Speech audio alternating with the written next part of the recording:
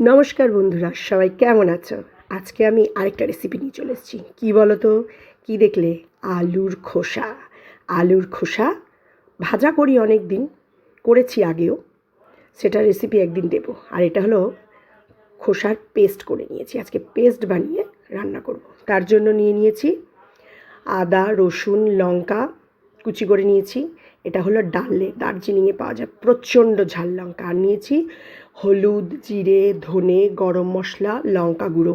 আর ফোড়নের জন্য কালো জিরে আর একটুখানি জোয়ান দিলে পরে বেশ দারুণ টেস্ট হয়।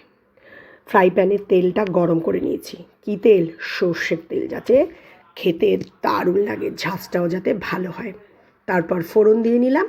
ফোড়ন দিয়ে আদা, রসুন আর লঙ্কাটা তেলের মধ্যে দিয়ে নিয়েছি। তারপর পেস্টটা, আলুর পেস্ট যখন করেছি তখন একটু সামান্য নুন দিয়ে নিয়েছিলাম আর একটু সামান্য চিনি, যাতে টেস্টটা ঠিক থাকে।